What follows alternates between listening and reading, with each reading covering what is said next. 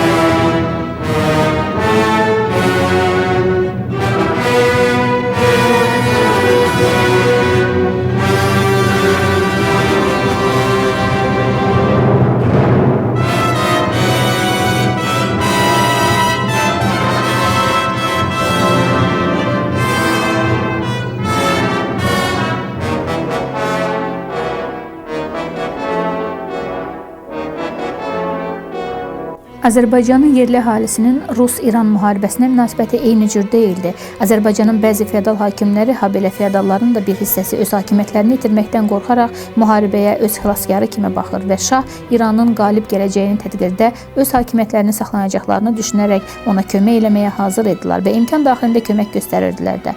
Həm daxilən, həm də xaricdən törədilən sonsuz müharibələrdən xilas yolu axtaran və bunu Rusiyanın sayəsində əldə edə biləcəyini zənn edən əhalinin bir hissəsi isə Rus qoşunlarına kömək göstərmək istəyirdi.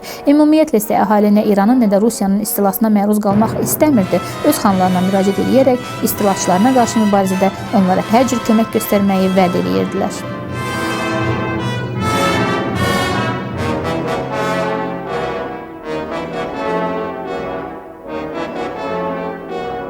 Feodal hakimlər, yəni xanlar çox yaxşı başa düşürdülər ki, onlar öz qüvvələri ilə İran və Rusiya kimi dövlətlərlə mübarizədə öz xanlıqlarını, öz ərazilərini, öz istiqlaliyyətini qoruyub saxlaya bilməyəcəklər.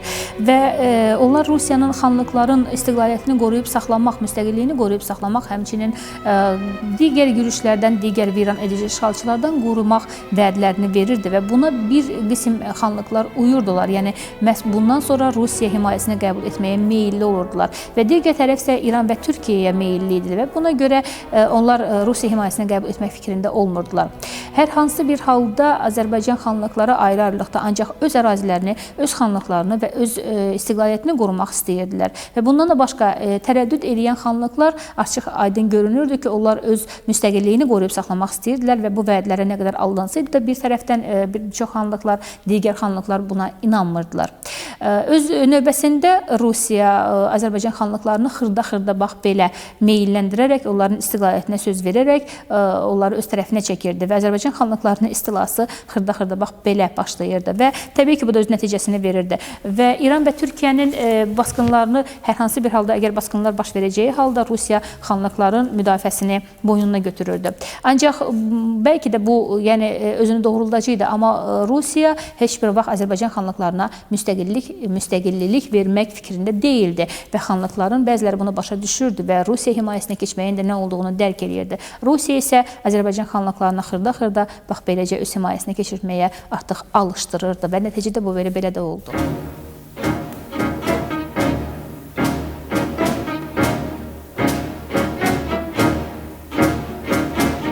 Müharibənin elə ilk ilində Şah sarayının İngiltərəyə bəslədiyi ümidlər özünü doğrultmadı.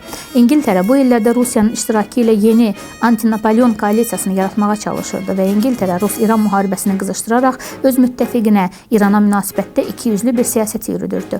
İran tərəfindən 1801-ci il müqaviləsinin şərtlərinə əməl olunmasını tələb eləyərək özünü elə aparırdı ki, güya onun özü müttəfiqlik baclarından azaddır. İngiltərənin belə siyasəti onunla nəticələndi ki, 1804-cü ilin payızında İran şahı Rusiya əleyhinə Fransa ilə ittifaq bağlamağa hazır olması barədə Napolyona məktub göndərdi. Napolyon bundan istifadə etməyə qərar aldı və İstanbuldakı Fransa səfirinə İranla danışıqlara başlamaq barədə göstəriş verdi.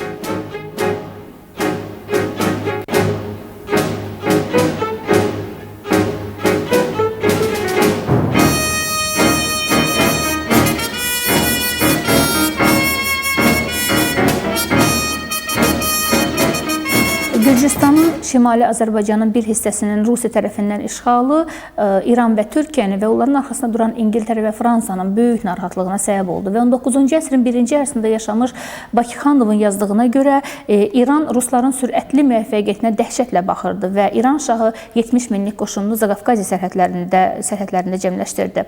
İran şahı Rusiya ilə müharibəyə hələ 1801-ci ilin yazından, yəni İngiltərə ilə müqavilə bağladıqdan sonra artıq hazırlaşmışdı və elə həmin ilin sentyabrında da o Əncəlidə sahil istehkamlarını qurdu.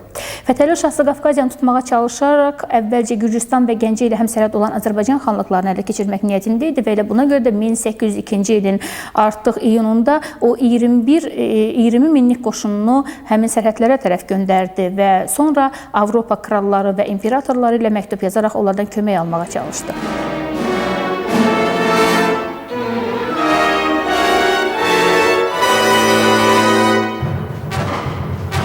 Gəncə döyüşündən az sonra Sisyanov ələ keçirdiyi yeni torpaqlar haqqında 1-ci Aleksandra məlumat vermişdi. Peterburqdan 1-ci Aleksandrın 5 fevral 1804-cü il tarixində göndərdiyi cavab məktubunda bildirilir ki, sizin dövlət dəftərxanasına yazdığınız fikirlər mənə çatdırıldı. Bu məlumatlardan aydın olur ki, Kür və Arazla suvarılan ölkələr, yəni ki, xanlıqlar Rusiya imperiyası tərəfindən nə qədər tez tutularsa, bizim başladığımız işlər bir o qədər etibarlı olar. Yuxarıda qeyd olunan vəzifəni yerinə yetirmək üçün orduya maliyyə cəhətdən nə lazımdırsa xəbər verin. Nə mümkündürsə sizdən əsirgənilməyəcəkdir.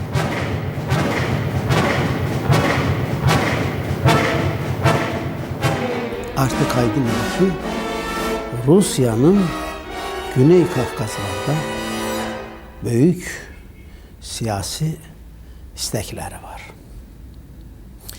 Ümumən Kafkaslar üzərinə elə bil ki, kölgəsini çəkmişdi və Rusiyanın planları tamamilə aydın idi. Amma bu planlar elə məharətlə pərdələnirdi, demək lazımdır, birbaşa, bir çox hallarda. Nə qədər ki, açıq siyasi kampaniya, hərbi kampaniya bağışlayın, şəklinə keçməmişdi.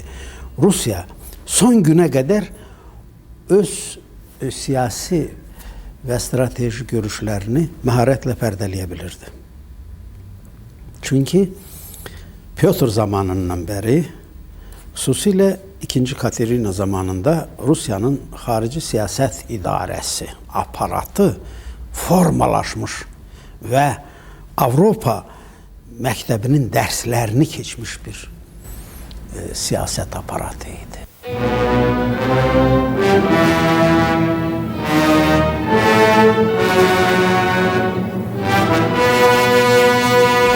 1804-cü ilin mayında Gəncə fəthindən 4 ay sonra Fətəli Şah başda olmaqla İranın yuxarı təbəqələri, feodal hakimləri ilə bir yerdə Zaqafqaziyadan Fətəli Şah Rus qoşunlarının çıxarılmağının tələbini irəli sürdü. Tələb rədd olundu təbii ki və 1804-cü ilin iyunun 10-unda İranla Rusiya arasında diplomatik əlaqələr kəsildi və bu da iyulun 2-sində başlanacaq və 10 il davam edəcək Rus-İran müharibəsinin başlanğıcını qoydu və davam edən 10 il davam edən Rus-İran müharibəsinin yəni başlanmaq ərəfəsində olanda Zaqafqaziya Rus qoşunlarının sayıcı etibarilə çox az idi. Ancaq buna baxmayaraq onlar hücum planı seçdi. Yəni 12 topu, 2 Kazak yüzlüyündən 3600 süvari dəstəsindən ibarət olan Rus qoşunları 20 minlik İran qoşunları ilə rastlaşdı və iyulun 2-sində İrəvan xanlığı ərazisində olan, yəni dağların arxasındakı İçməzdin ərazisində, yəni burada müharibə başlandı və bu müharibə Rus-İran müharibəsi adlanırdı və adlanacaqdı və 10 il davam edən dəhşətli müharibə olacaqdı. Xanlıqların işğalı dövründən danışarkən biz ümumi beynəlxalq vəziyyəti yadından çıxartmamalıyıq. Xanlıqların işğalı bax buna görə asanlaşdı. Birincisi əvvəla daxili ki, onlar bir-birlərindən mübarizə aparırdılar. Hətta belə vaxtlarda da Şamaxılı Mustafa xan məsələn Qubalı Şeyx Əli xanla vuruşurdu. Rus qoşunları hücum etdiyi vaxtlarda belə tez-tez basqınlar edirdi Qubaya. Beynəlxalq şərait tamamilə Rusiya üçün əlverişli idi. Bir yandan İranda Ağa Məhəmməd xan Qacar öldürüldükdən sonra Fətəli Şah hələ öz hakimiyyətini möhkəmləndirə bilməmişdi. Yalnız daxili problemlərlə başı qarışıq idi. Osmanlı imperiyası da bu zaman çox zəifləmişdi. Rusiyaya 1791-ci ildə yenilmişdi.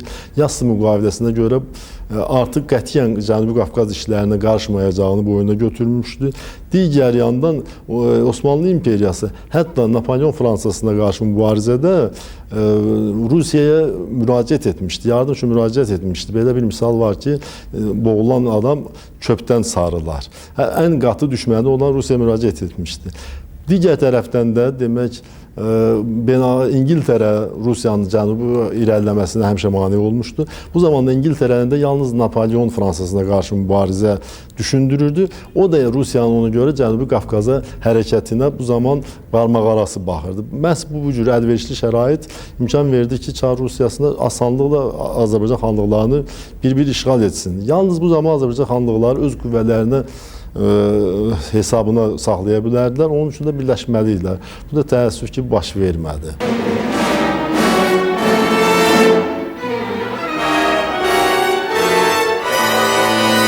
İran tərəfin planına görə o iki istiqamətdə İrəvan, Qazax, Gəncə və Şuşa istiqaməti ilə hücum edərək əvvəlcə Tiflisi tutmalı idi və sonra Transqafqazda Azərbaycanda yerini möhkəmləndirməli idi. Və Rus qoşunları da Azərbaycan xanlıqlarını əldən vermək istəmirdi, heç cürə vermək istəmirdi. Ona görə onların toqquşması və müharibəsi labüd idi və 1804-cü ildə iyulun 29-dan 30-una keçən gecə ikinci döyüş baş verdi Qəmərli kəndi yaxınlığında və burada az saylı Rus qoşunları ilə böyük saylı İran qoşunları müharibəyə başladı və çox qanlı döyüşlər getdi.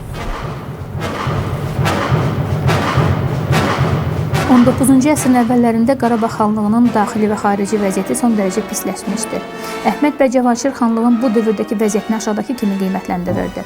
Qarabağ xanlığının gələcəkdə müstəqil qalması məsələsini fikrə gətirmək belə mümkün olmadığına görə Şuşada xanın qocalığından istifadə edən əyanlar bütün idarə işlərini öz əllərinə alaraq bir-birinə düşmən olan iki dəstəyə bölünmüşdülər. Bu dəstələrdən biri Rusların Zaqafqaziyanın işlərinə qarışmasını gözləyərək heç bir vəclə İrana tabe olmaq istəmir, digəri isə əksinə İran hökmdarına razı salmağa çalışırdı.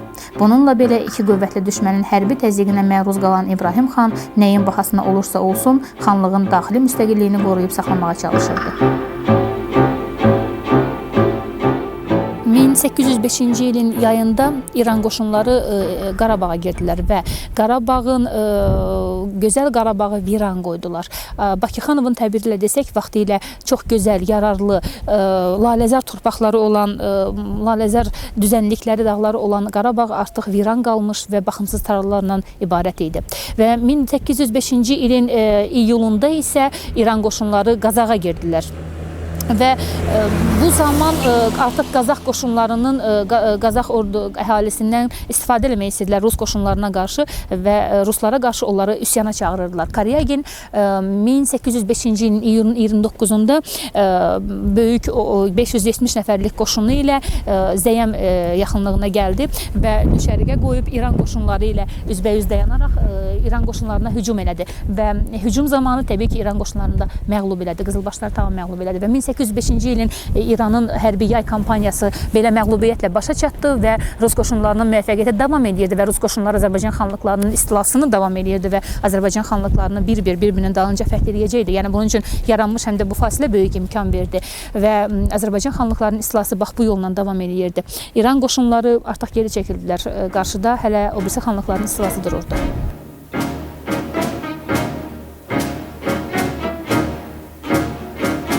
1782-ci ildə Qarabağ xanı İbrahim Xəlil xan Peterburqa elçilər göndərərək Rusiyaya münasibətini bildirdi. Azərbaycanda Rusiyaya meyl edənlərdən biri də şair və dövlət xadimi Molla Pənah Vaqif idi. Lakin Qarabağ xanı Rusiya ilə münasibətlərində ardıcıl deyildi. O yalnız 18-ci əsrin 90-cı illərində İran hökmdarı Ağa Məhəmməd Şah Qacarın Qarabağ xanlığı və bütün Azərbaycan üçün ciddi təhlükə törətdiyi zaman Rusiya ilə yaxınlaşmağa səy göstərdi. Ağa Məhəmməd Şah Qacarın Qarabağa yürüşü zamanı İbrahim xan Qarabağda yox idi və onun hökumət işlərini Məhəmməd xan icra edirdi. Və Ağa Məhəmməd xan çox bədniyyətlərin icraçısı idi və bunun ən böyük, ən bariz nümunəsi isə Molla Pənah Vaqifin ölümü idi və Azərbaycanın böyük mütəfəkkiri və şairi Molla Pənah Vaqifin həm də onun oğlu Əli bəyin haqsız edamı da onun bədniyyətlərinin nəticəsi idi. Bunun da çox mühüm və əsas səbəbi var idi. Səbəb o idi ki, Məhəmməd xan Molla Pənah Vaqifin xanımı Qız xanımla gizli məhəbbət əlaqələrinə girmişdi və burada böyük maneə olaraq Molla Pənah Vaqifin özü və oğlu Əli bəy idi və o onların haqsız edamını təşkil eləməklə bu maneələri aradan qaldırdı və Qız xanımla əlaqələrini daha genişləndirdi. Və Ağa Məhəmməd Şah Qacarın ölümündən sonra isə İbrahim xanın Şuşaya, Qarabağa gəlişini eşitcək Məhəmməd xan bək təşvişə düşdü, çünki o İbrahim xandan böyük ağır bir nəticə cəza alacağını güman edirdi və o səhv eləmirdi. Və o öz var dövlətini yığaraq, yəni qarət elədiyi var dövlətini yığaraq və Qız xanımı götürərək Şəki xanı Səlim xana pənah gətirdi. Və onun taleyi də çox acınacaqlı oldu. Bu da təbii və labüd idi. Belə də olmalı idi. Şəki xanı Səlim xan əvvəlcə onu çox mehribanlıqla qarşıladı, sonra isə onu həbs elətdirdi. Və sonra isə Şamaxı xanı Mustafa xana təhvil verdi. Mustafa xan qisas hissi ilə alışıb yanırdı, coşurdu və o bütün bunların əvəzini ondan çıxmalı idi və buna görə də o Məhəmməd xanı Şamaxı yaxınlığında öldürdü.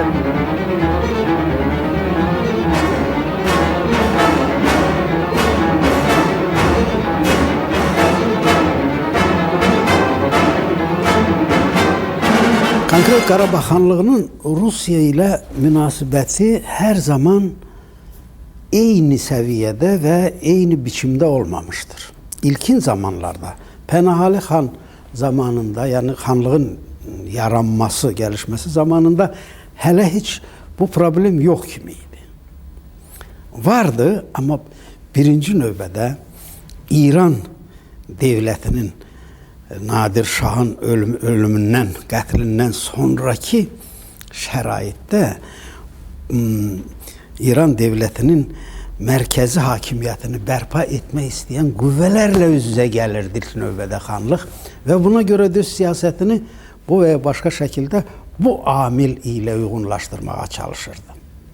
Ya açıq qarşıdurma şəklində olsun, ya müəyyən manevr etmək, diplomatiya işlətmək, sonra müəyyən hətta əqrabalıq yaratmaq, nikah diplomatiyasına sığınmaq və s. kimi üsullar da daxil olmaq.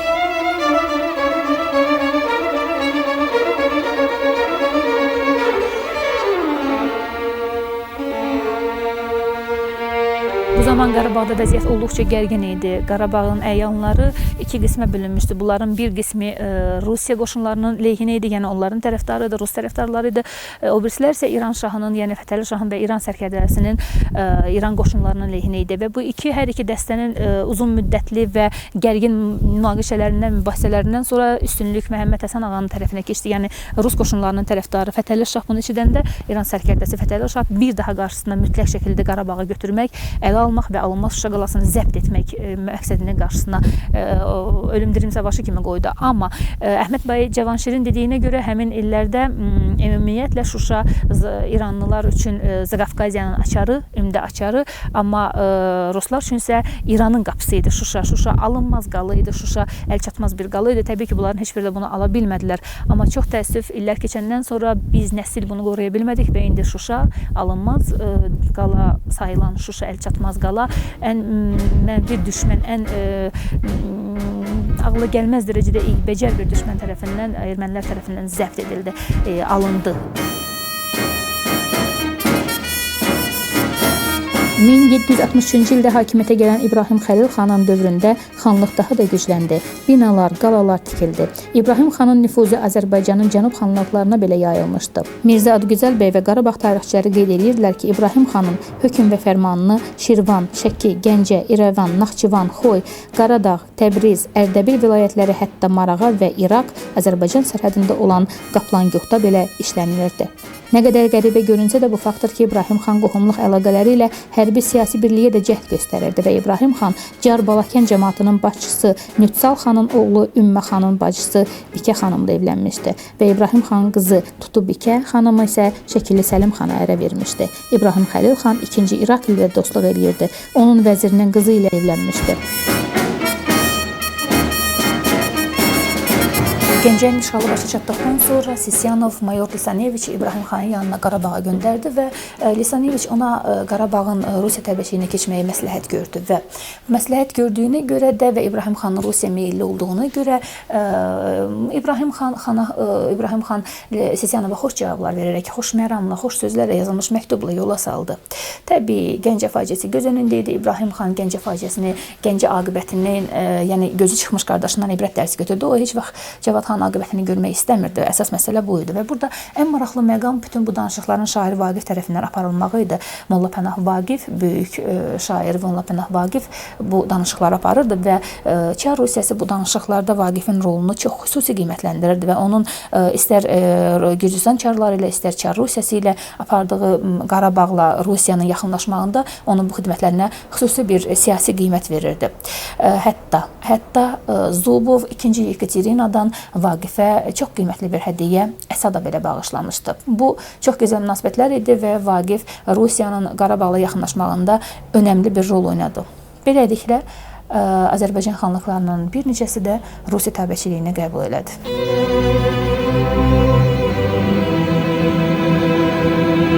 Belə bir şəraitdə xanlıq, belə deyək, rəhbərliyi, xan özü və onun ətrafı Rusiyanı bu şəkildə aparıcı faktor kimi qəbul etməkdə idi. Amma burada iki başqa faktor da var. O Rusiya ilə birbaşa bağlı deyildi. Transkafqazın özündə idi. O haqda da bir-iki kəlmə ilə deyim.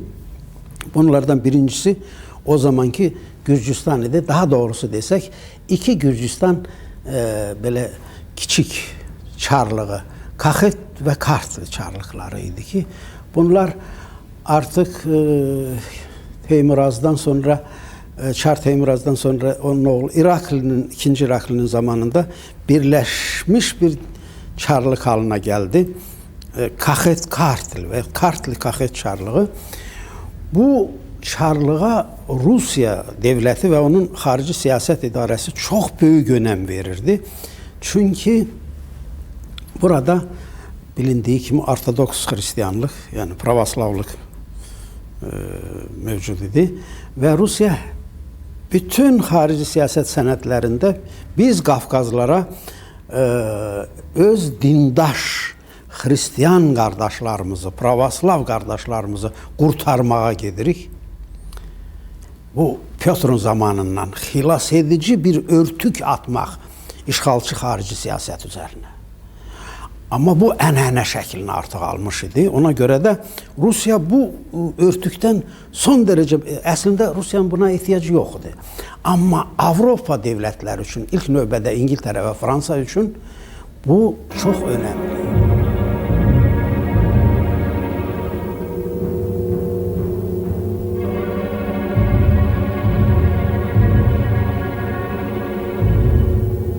Qarabağlı İbrahim xan da dağınıq Azərbaycan xanlıqlarını birləşdirmək təşəbbüsündə idi. Bu və digər səbəbdən ona nail olmadı. Onun da bir sıra problemləri vardı İbrahim xanın. O, zahiri qatda ona tabi olan, əslində ona tabi olmayan Qarabağ məlikləri ilə vuruşurdu.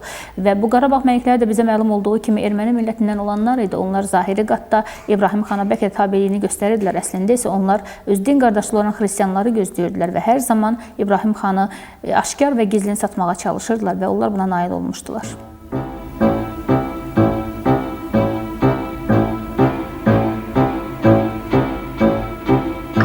Çar Rusiyası Qarabağ xanlığının alınmasına çox böyük önəm verirdi. Çünki Qarabağ xanlığı İranın darvazası sayılırdı. Eləcə də İran üçün Qarabağ xanlığı Cənubi Qafqazın qapıları hesab edilirdi. Bu səbəbdən də Rusiya böyük strateji əhəmiyyət verirdi Qarabağ xanlığına. Digər bir amilə görə də Qarabağ xanlığı Rusiyanın xüsusi diqqətini cəlb edirdi. Burada dağlıq hissədə müəyyən qədər xristian əhali olduğuna görə Rusiyada bu hələ əvvəlki illərdən məlumdur ki, xristian Albaniya dövləti adlı bir oyuncaq dövlət qurmaq istirdi. Hətta Potemkin onun kralı olmaq idi. Buna görə Rusiya fikirləşirdi ki, Qarabağı tutmaqla burada özünə həm də sosial dayaq əldə etmiş olur. Bu bir səbəbdən. Digər səbəbdən Siyanovla əgər biz Qarabağlı İbrahim xanın münasibətlərində fikir versək, üzdən belə görünür ki, İbrahim xan müəyyən dərəcədə Rusiya ilə səmimi münasibətlərdə olmuş. Lakin bu yalnız görünən tərəf idi məsələn. İbrahim xan yalnız çox mahir diplomat idi. Birincisi, hələ 1783-cü ildə Məliklər ona qarşı üsyan hazırladıqları zaman o başa düşmüşdü ki, Rusiya onlara müstəqillik verəcək, onları qabaqlayıb həbs elədi və özü də Rusiya bildirdi ki, o Rusiyanın himayəsini qəbul etdirmək istəyir.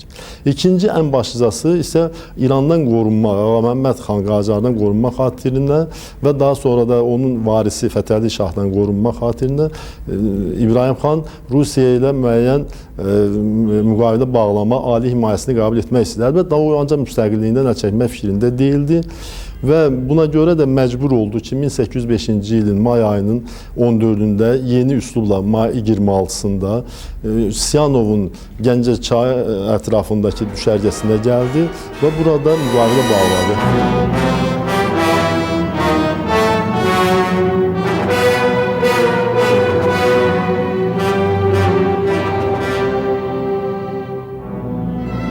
İrəvandan qayıdandan sonra da Fətəli Şah heç cür sakitləşə bilmirdi və o qarşısına qoyduğu məqsəd ki, Qarabağı ələ keçirmək məqsədini ki, qarşısına qoymuşdu və buna görə ikinci fəndlər düşünməyə başladı və 5000-lik ordu yığaraq Qızılbaşların ordusunu Əbülfət bəyi, yəni o vaxt xanlar arasında belə bir fikir var idi, yəni belə bir adət var idi. Hər bir xanın, o birisi xanın yanında əmanət kimi onun qızı və ya oğlu saxlanılırdı və İbrahim Xəlil xanın oğlu olan Əbülfət bəyi həmin o 5000-lik Qızılbaşlarla Qarabağa atasına yardım və kömək məqsədi ilə göndərdi və atasına yardım və kömək məqsədi ilə gələn Əbülfət bəy isə təbii ki, gizli tapşırığı tamam başqa idi. Gizli tapşırıq ondan ibarət idi ki, Ruslara meyilli olan Məhəmməd Həsən ağanı və Rusiyaya meyilli olan başqa beylərini də götürüb İrana gətirməlidir. Təbii ki, bu fənddən xəbər tutan və daha doğrusu bunu hiss edən İbrahim Xəlil xan nəinki Əbülfət bəyə yaxın, yəni onunla görüşməyə, hətta ona öz qoşunlarını belə götürüb Qarabağa girməyi belə yasaq elədi və aydındır ki, Əbülfət bəyin məqsədi daha güclü olduğuna görə o atasının bu yasağına əhəmiyyət vermədi və onlar gecə düzənlikdə yəni qarşılayaraq və həmin səhərə qədər artıq Məhəmməd Həsən ağa da özünü artıq atasına yetirmişdi və təbii ki, həmin Qızılbaşlarla qoşunla İran qoşunları ilə İbrahim Xəlil xanın qoşunları müharibəyə yəni başladılar və bu belə deyək ki, şiddətli döyüşdən sonra İbrahim Xəlil ağa və xan Qarabağ qoşunu adından Qızılbaşları məğlub elədi və xeyli əsir götürdü və Əbülfət bəyin bu atasının bu zəbindən qorxaraq yenidən Arazın o biri tayına keçdi. Amma burada ən önəmli fakt nədən ibarətdir? Əbülfət bəyin atasına qarşı olan bu xəyanəti. Yəni, bu xəyanətin kökünü bəlkə də başqa yerdə axtarmaq mümkün olmazdı. Əgər biz Əbülfət bəyin anasının erməni olduğunu bilməsəydik və İbrahim Xəlil xanın həyat yoldaşlarından biri, yəni hərəmlərinin biri erməni qızından olan, oğlu olan Əbülfət bəyin bu xəyanəti həm erməni məlikləri tərəfindən, həm də Fars hökmdarları tərəfindən çox geniş istifadə edilir və ümumiyyətlə Azərbaycan xanlarına qarşı Çar Rusiyası dövründə də hətta bəylərin, xanların öz aralarındakı münaqişə və mübarizələrində də erməni kartı çox belə gözəl və geniş şəkildə istifadə olunurdu və bu erməni kartı hətta ailələr arasında da bir böyük kart olaraq qalırdı və xəyanətin ən böyük yuvası olan erməni kartı indi də bugün də işlənir.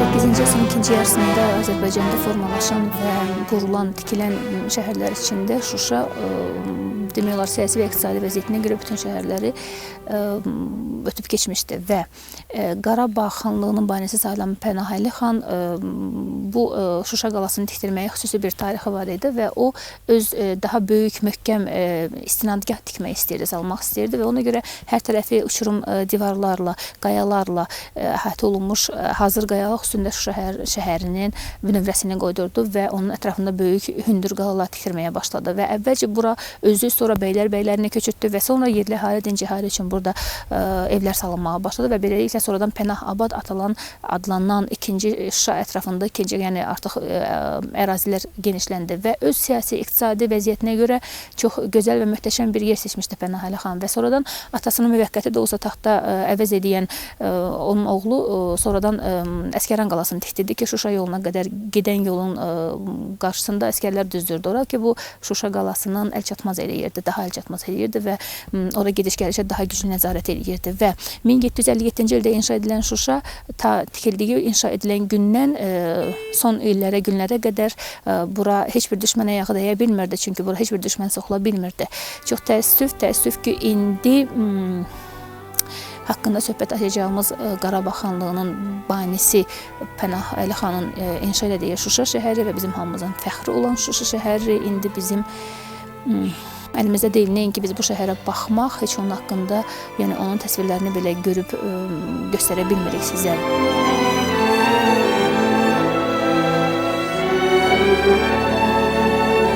Qarabağ erməni məlikləri artıq İsrail Orinin zamanında 1701-ci ildə yenicə ilk təməl daşlar atılmağa başlanan Peterburqun yerində Pyotrla olan təmaslarında artıq Qarabağ məsələsi ortalığa gətirilmişdi və İsrail Ori Pyotrun razılığı ilə, icazəsi ilə 1707-ci ildə gəldi. Burada başladı işlər aparmağa ki, Çar həzrətləri bura gələcəkdir öz qoşunu ilə. Siz hazır olun, biz xristiyan xalqıyıq, Gürcülər də xristiyan xalqıdır. Biz onun qoşunu ilə birləşməli, ona demək dəstək verməliyik ki, burada xristiyan dövləti yaradılsın.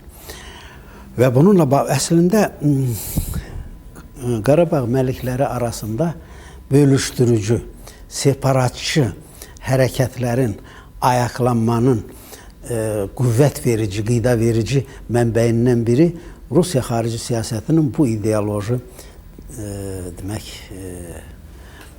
prinsipi idi. Bu iki faktor Qarabağ xanlığını Rusiya ilə daha çox hesablaşmağa məcbur edirdi. Sisyanovla Cavad xanın məktublarından fərqli olaraq Sisyanovla İbrahim xan məktubları daha yumşaqdır. Daha biraz belə deyək, siyasi əxlaqi cəhətdən normal yazılan məktublardır. Bu fərq Cavad xana qarşı münasibət İbrahim xandan fərqli idi, yoxsa Qarabağ artıq Gəncə deyildi?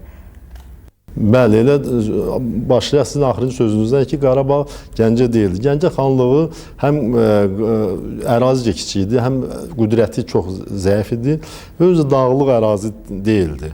Qarabağ isə almaq, Şuşanı almaq çox çətindir. Qacar kimi sərkərdə oranı ala bilmədi. Bunu nəzərə alırdılar. Gəncəni almaqdan Qarabağ almaq qat-qat çətindir.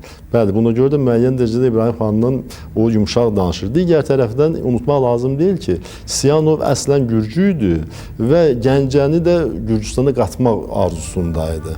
Buna görə də o Gəncənin hökmən xanlığı kimi ləğv olunmasını istəyirdi. Qarabağa qarşı isə onun belə bir niyyəti yox idi.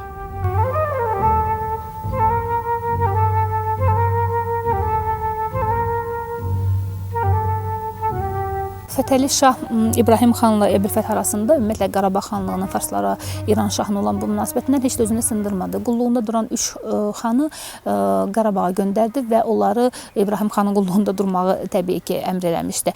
Və bununla bərabər çox qəlizli, müəmmalı fərmanını da göndərmişdi və fərmanda ümumiyyətlə şah xəzinəsinə çatacaq Qarabağdakı illik mədaxilin hamısının Qarabağ xanına və onun nəslinə verəcəyini vəd eləyirdi. Və bundan başqa da öz 2 oğlunu saraya, yəni İbrahim xanın yanına girov göndərməyi söz verirdi. Bu eşidilməmiş bir güzəşt idi, bu görülməmiş bir güzəşt idi və bu eşidilməmiş, görülməmiş güzəştin müqabilində isə o Bakı, Tiflis və Gəncə yolunda Əsgəran qalasının İran qoşunlarına verilməsini xahiş edirdi. Və bu cavabı isə Fətəli Şahın bu fərmanının isə cavabı, yəni İbrahim xanın cavabı açıq buraxıldı. Yəni o onun bu cavabını vermədi, fərmanına cavab vermədi və gizli olaraq Sisyanova Tiflisə məktub yazaraq ondan kömək istədi. Və Sisyanov bu məktub alandan sonra Lisaneviçi Rus bölüyü ilə Qarabağa göndərdi və özü isə Gəncəyə gələrək oradan birbaşa olaraq İbrahim xana məktub yazdı və məktub təxmini bu məzmunda idi. Siz ikisindən birini seçməlisiniz və tam qərara gəlməlisiniz. Yaxşını yaxud pisi seçməlisiniz və o yaxşı deyəndə təbii ki, Çar Rusiyasına təbəəliyi nəzərət durdu, onun vasallığı nəzərət durdu və İbrahim xan bunu qəbul eləməyə hazır idi. Artıq o bunu da istəyirdi. Və 1805-ci ilin yazında Gəncə ətrafındakı Kürəkçay ətrafında Sisyanov düşərgə saldı və orada İbrahim xanla görüşdülər və bu görüş təbəəliyi qəbul etmək üçün əhdnamə imzalandı və burada əhdnamələr imzalandı, antlı nizamnamələr oldu və burada təkcə İbrahim xan yox, həmçinin Şəki xanı Səlim xan və həmçinin Şirvan xanı Mustafa xan da iştirak edirdi və bu əhdnamələrdə tarixlər müxtəlif olsa da eyni vaxtda əhdnamə bağlandı və xanların hər üçü möhür basdılar, böyük sərdarsa imza qoydu. Beləliklə Azərbaycan xanlıqlarının üçü də Çar Rusiyasına tabe edildi.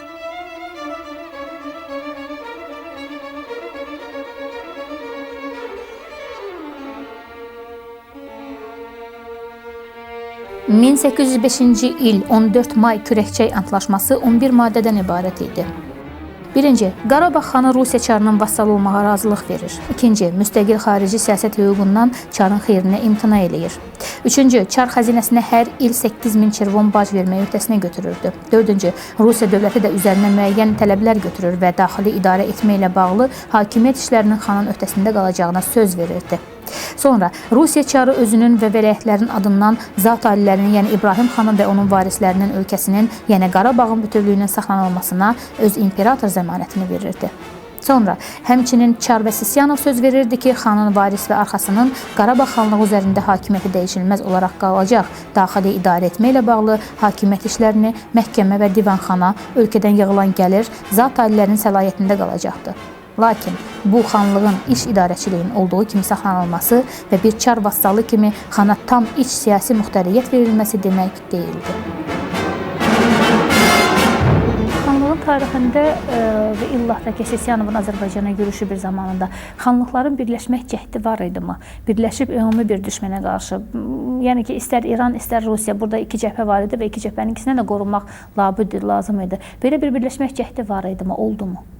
Xeyr, o ərəfədə heç bir birləşmə cəhdi yox idi. Birləşmə cəhdləri yalnız əvvəllər olmuşdu. Əvvəl Urmiyalı Fətəli xan Əfşar, sonra Şəkili Hacı Çələbi də müəyyən dərəcədə istəyirdi birləşdirsin və ən böyük birləşdirmə cəhdi Qubalı Fətəli xanda olub. Onu da belə Rusiya imkan vermədi birləşdirir. Fətəli xan demək olar ki, artıq Şimali Azərbaycanın yarısını öz hakimiyyətinə tabe etmişdi. Ərdəbilə və Məşkinə yürüş etmişdi. Yalnız 2. Yekaterina əmr verdi ki, o geri qaytarsın və öz generalı Patyomikinə Dərbəndi tutmağını əmr etdi. Əgər Fətəli xan qayıtmasaydısa, Dərbənd Rus qoşunları tərəfindən işğal olunmalı idi. Qarabağlı İbrahim Xəlil xan sonra müəyyən dərəcədə bəzi xanlıqlar öz təsirini tabe edəmişdi. Lakin onun da belə imkanı yox idi xanlıqları birləşdirsin. Çünki xanlıqları birləşdirmək üçün əvvəla iqtisadi zəmin yox idi Mehriban xanım. Hər bir dövlətin yaranması üçün biz bilirik ki, vilayətlər arasında iqtisadi birlik olmalıdır. Yəni, ticarət getməlidir. Bunlar qapalı, feodal təsərrüfatı hökmündən sürülürdü bu xanlıqlarda. İkincisi də demək, bu xanlıqlar bir də özləri də elə bir xarici dövlətlər imkan vermir. Yavaş-yavaş bəlkə iqtisadi zəmin də yaranacaqdı. Bunlar birləşəcəkdi. Xarici dövlətlər imkan vermirdi. İqtisadi zəminin olmamağı demək, xanlıqların əhalisi içərisində də bu birləşməyə meyl olmadığını göstərir. Arxiv mənbələrini oxuyanda biz görürük ki, Şamaxım məsəl üçün əhalisi vaxtilə Quba tərəfində birləşdirilmişdi. Daima çalışırdılar ki, yenidən bunların öz sülalələri bərpa olunsun. istəmirdilər. Azərbaycan xalqının öz içərisində açığı, mən bu zaman mənbələrdə birləşməyə o qədər meyl yox idi. Əgər xalqın öz içərisində birləşməyə güclü meyl olsaydı, bəlkə xanlıqlar da bunu hiss eləyib elə birləşməyə çalışardı. Elə xalqın özü də bu zaman parçalanmış vəziyyətdə idi.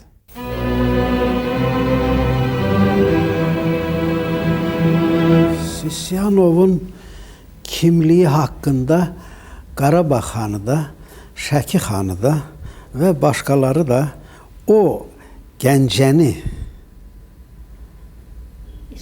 yaxıb, dağıdıb keçdikdən sonra çox ibrətamiz təsəvvürə malik oldular. Yəni bu təsəvvür artıq yalnız təsəvvür olarak qalmırdı. Gerçək, amansız Rusiyanın işğalçı müstəmləkə siyasətinin yürüdülməsində bir cəllat rolunu şuurlu şəkildə öz üzərinə götürmüş olan General Çiçyanova münasibət mən elə gəlir ki, burada gerçək tanışlıq ilə gerçək qorxu, vahimə bir-biri ilə çulğaşırdı. Yəni, təbii ki, bu elə bir dəhşətli şəxsiyyət idi, onunla hesablaşmamaq və yaxud onunla oyun oynamaq haqqında düşünmək mümkün deyildi.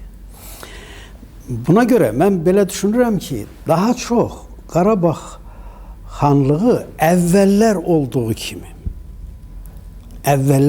kimi Rusiyanı böyük bir faktor kimi qəbul etməklə yanaşı hər zaman Rusiya ilə ehtiyatlı davranmağa çalışırdı. Hər zaman. Məsələn, 1795-96-cı illərdə Qacarın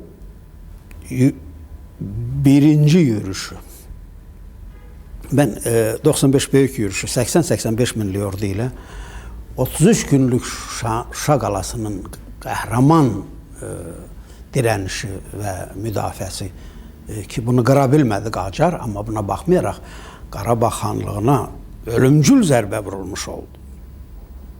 Çox ağır zərbələr almış oldu. Qarabağ xanlığı çünki kiçik devlətidir. Amma bununla yanaşı Qacarın birinci yürüyüşündən sonra Kaxet Kartli Çarlığının o yalvarışlı müraciətlərinə səs verərək, cavab olaraq İkinci Katerina General Valerian Zubovu, Qraf Zubovu böyük bir ordu ilə Qafqaz arxasını göndərdi. Hətta Suvorov göndərmək istəyirdi. Amma Suvorov imtina elədi təklifdən. Rusiyanı həm faktor kimi qəbul eləmək, həm də onunla ehtiyatlı davranmaq və mümkün qədər onun irəliləməsini qarşısına nəsə bir şey qoymaq. Bax, bu ikili davranış, mən siyasət deməzdim, davranış tərzi. Bu da siyasət əslində. Bu Qarabağ xanlığı üçün məncə səciyyəvi, xətti. Çiçyanovun Car-Balakən cəmaatlarına və Gəncə üzərinə yürüşlərindən sonra Qarabağ xanlığı təbii ki, istərdi ki, İslam devlətlərindən ənənəvi Osmanlı və yaxud İran devləti o öz işğalçı istəklərini yerə qoyub, qahmar dursun, dayaq olsun bu Qafqaz arxasındakı məmləkətlərə və xanlıqlara. Təbii ki, bu düşüncə var idi və təbii olaraq ortaya gəldi. Amma Rusla üzləşmə artıq gerçək fakt olduğu üçün bu ortaya gəlmirdi. Bir də İrandan və Türkiyədən də əslində gerçək qahmar durmaq təşəbbüsü yox idi.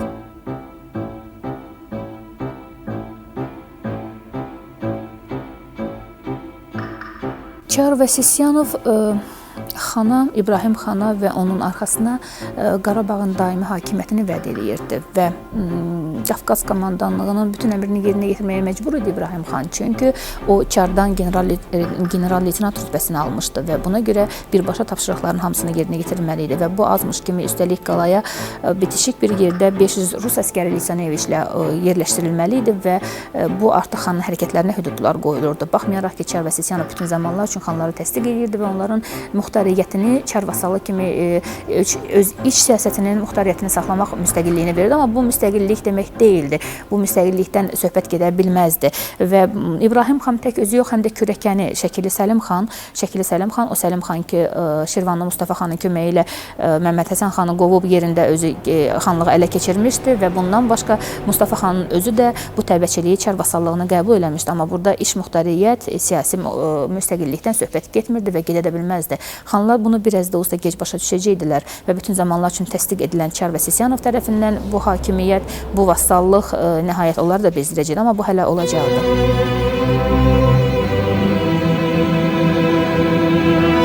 Bir versiya var idi ki, İbrahim xan kürəkçən müqaviləsinə tam sadiqdir. İlk baxışda bu belə idi. Amma ikinci bir versiya da var idi, yəni onun ölümündən bağlı ki, qızılbaşlara kömək edir və onlara yaxınlaşır. Qızılbaşlar, yəni İran qoşunlarına gedir söhbət. İbrahim xan bu ikili oyunu oynamağa risk eləyə bilərdimi? Xeyr, fikirləşmirəm ki, İbrahim xan o zaman İranı meyl edəyərdi. Çünki Ağa Məhəmməd xan Qacar öz ölümünü Şuşada tapmışdı. O məlum idi ki, İbrahim xan İranla heç cürə barışa bilməzdi. İran da onunla tam barışa bilməzdi. Yalnız düzdür, müəyyən bir onlarda rəsmiyyət barışmaq olmuşdu. Sadəcə olaraq İbrahim xan İran qoşunu Şuşaya hücum edərkən öz ailəsinin daha az təhlükəli hesab elədiyi xan bağına aparmışdı. Bunu isə Rus qarnizonu komandanı Lisaneviç belə hesab etmişdi ki, İbrahim xan bununla İranlıları tərəfinə keçmək haqqında düşünür. Və əslində isə o İbrahim xanına şəxsi qərəzliyi vardı və buna görə də onun məhv etdiyi heç bir səbəb olmadı. Əsas motiv xanın tərəddüddə bulunması. Yəni, xan məcburən Kürəkçay antlaşmasına getdi. Bu, həqiqətən antlaşmadır Verban xanım. Çünki o sənədin orijinalında başlıq belədir. Klyatvennaye abişşaniye. Antlaşma. Əlbəttə, Gəncənin acı taleyi, qətlam göz önündə idi və Çükənovun artıq oyun oynamaq fikrində olmadığı tamamilə açılmışdı. Belə bir şəraitdə dilemma qalmırdı əslində. Yəni, mən müqavimət göstərim, Qarabağ xanlığı müqavimət göstərənməzdi o qüvvəyə. Və əslində Çükənov ultimatum şəklində bunları qoyurdu. Ya belə, ya elə. Və ultimatum da verilmişdi. Qəti şəkildə. Kürəkçay antlaşmasından öncə Mayor Lisaneviç tərəfindən göndərilmişdi Qalıya və orada demişdi, ya Rusiya, ya İran. Və İbrahim xan düzgün hərəkət elədi. Gəldi Kürəkçaya, Rusiyanı seçdi, antlaşmaya da imza atdı. Və öz qohumu Səlim xanı da gətirdi. Oradaca həmən gündə 14 mayda 1805-də o da imza atdı. Amma Çükənov onu bir həftə sonra elan elədi Çar üçün. Amma sonradan demək həmən ilin 1805-in sonbaharında, oktyabr ayında xanın həmən Mayor Lisaneviç tərəfindən, bu ümumiyyətlə bilirsiniz, Çükənov özü bir cəllad idi, amma o cəlladın da icraçı cəlladı bu Mayor Lisaneviç'i sonra Rus ordusunun generalı oldu.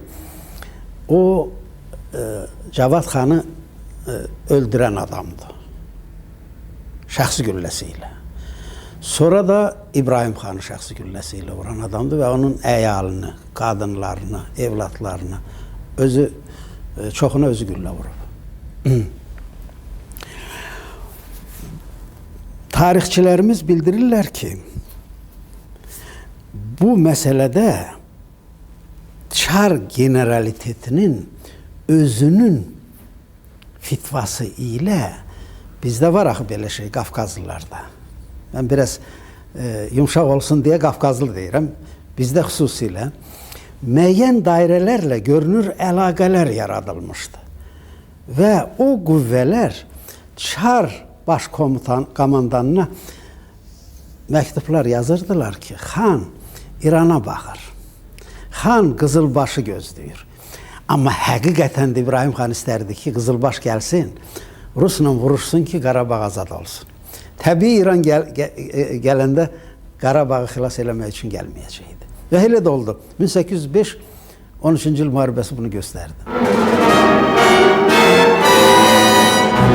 Əslində bu savaş hər iki tərəf üçün ədalətsiz idi, çünki hər iki tərəf özgə torpaqları üçün özgə torpaqlarında müharibə aparırdı. Çar Rusiyası İranla yanaşı Quzey Azərbaycan torpaqlarından əl çəkmək istəmirdi, Azərbaycan xanlıqlarına tabe eləmək istəyirdi, İran isə Transkafqazda yerini bərkitmək istəyirdi.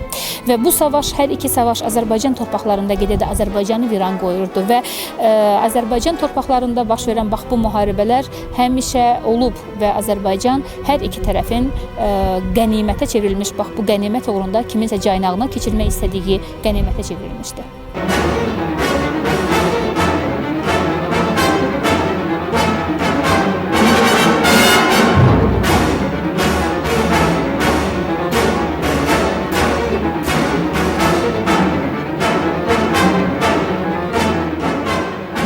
Çar Rusiyası üçün Azərbaycan ərazisinin fəthi bu əvvəla demək bilavasitə Xəzər dənizinin onun Pyotrun vaxtından qalmış Rusiyanın daxili gölünə çevirmək planının həyata keçməsi demək idi.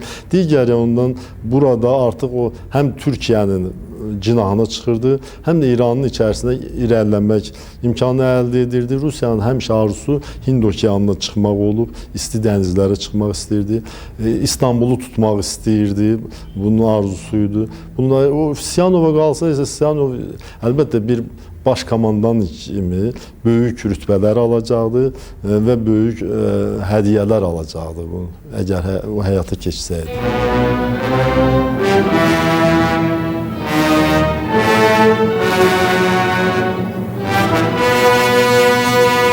Kürəkçay müqaviləsi Gəncə qətliamının, Gəncənin işğalının daha sivil, daha insani bir şəklidir. Belə deyərdim. Heç şübhə yoxdur ki, Kürəkçay müqaviləsinin arxasında köləlik durur. Ancaq üsul etibarilə siyasət metodu və davranışı baxımından bu daha çağdaşdır, daha moderndir, daha sivildir və daha insanidir. Yəni qan tökülmədən. O zaman yəni Azərbaycan Gəncə xanlığının timsalında və Balakən döyüşlərinin timsalında artıq göstərdi ki, bu dirəniş qabiliyyəti bu millətin var. Mən bunu öz düşündüyüm kimi deyirəm. Amma yəni burada tamamilə aydın şəkildə daha ağır, daha amansız, acımasız şəkildə qətliamından söhbət gedəcəkdir. Müsbət tərəfi hər halda, yəni çox kiçicik, rudiment şəklində müsbət, pozitiv tərəfi Kürəkçay müqaviləsinin bundadır ki, bu müqavilə iki tərəf prinsipini sənədləşdirmiş olurdu. Yəni, Rusiya kimi imperatorluğun başında duran adam onun baş komandanının imzası ilə xanlığı və onun başçısını, xanı tərəf müqabil kimi qəbul edirdi sənədləşmədə. Bu da tariximizin bir səhifəsi. Qarabağ xanlığının Rusiyanın təbəəliyini, müqavilə və şərtlərini qəbul etdiyi şərtsiz antlaşma. Sonralar özünə imperiya əsarəti adını qazanacaq faciənin qaçılmaz addımı. İbrahim xan Rusiya ilə münasibətlərinə rəsmi sənədlə qol qoydu, müqavimətsiz, bəlkə də tərəddüdsüz. gələcəyini düşündü. Gələcək isə çox dəhşətli olacaq. Tək İbrahim xanın taleyi yox, Azərbaycanın taleyi də çox acınacaqlı olacaq. Parçalanmış, birləşə bilməyən Azərbaycan xanlıqlarının taleyi. İllahda ki Qarabağımızı dəlib keçən məğlubiyyət. İllahda ki müsəlmanın heç cür vaxtında istifadə edə bilmədiyi sonrakı ağlından. Bunlar hələ olacaqdı. Qarşıda Knyaz Sisyanovun məharətli gedişi ilə Şəki və Şirvan xanlıqlarının pat vəziyyəti durur. Bunu da yaşayacağıq və bizə heç nə olmayacaq. Bunları görə unudacağıq. Bəli, beləliklə əvvəlcə Qarabağ xanı, sonra Şəki xanı, sonra Şirvan xanı. Bunlar hamısı birlikdə, birləşərək, bir fikrə gələrək sanki xilas yolu bilib Sisyanovun tabiçiliyini qəbul edilər, Çar Rusiyasına tabi oldular. Qeydsiz, şərtsiz heç bir mübarizə və müharibə aparmadan onlar sanki elə bildilər ki, öz xanlıqlarını xilas edirlər. Amma başa düşmədilər ki, gedən Azərbaycandan gedir. Başa düşmədilər ki, sonra heç vaxt bu azadlıqlarını, bu sərbəstliklərini bərpa edə bilməyəcəklər. Heç bir xanlığın qorunmağından da söhbət getmədi. Çünki onlara bu müstəqilliyi verən olmayacaqdı. Və heç vaxt bu xanlıqlar başa düşmədilər, anlamadılar ki, onlara qarşı istifadə olunan erməni kartı artıq öz işini görür və zaman-zaman Azərbaycan xanlıqlarının itirdikləri, yəni həmişə bir-birinə qarşı istifadə edildikləri bax bu mübarizələr, bu mübarizə kartlarının içində həmişə erməni kartı daha böyük, daha önəmli rol oynayırdı və həmişə Azərbaycan xanlıqları bir-birinin məhvini gördükcə sanki içərilərinə daha çox qapılır, özlərinin xilasını daha çox sevinirdilər. Başa düşmürdülər ki, gedən Azərbaycandan gedir və heç vaxtı bütün Azərbaycanı birləşdirə bilməyəcəklər belə hissə eləsələr. Və həmişə bir-birinin evini yıxmağa daha çox tələsirdilər. Erməninin, Rusun, Farsın əli ilə. Bütün bunları anlaya bilmədilər. Hələ sanki yenə öz xanlıqlarını qorumaq əzmi ilə Sisyanovun təhqir edici, alçaldıcı məktublarına cavab verirdilər. Onun tabiçiliyinə, Çar Rusiyasının tabiçiliyinə keçməyə cəhd göstərirdilər. Və Sisyanov da hələ öz gözəl marşrut xətlərinə davam edirdi. Yəni öz yolu ilə gedirdi. Hələ qarşıda onu Bakı xanlığı gözləyirdi. Şamaxı xanı onun üçün adi bir şey idi və İbrahim xanın sanki xilas elədiyi bu üçlük, yəni Şəki xanlığı və Şirvan xanlığı, İbrahim xanlığı, yəni Qarabağ xanı ilə bir yerdə Sisyanovun bütün bu təbəəliyini qəbul elədi. Çar Rusiyasına tabi oldular.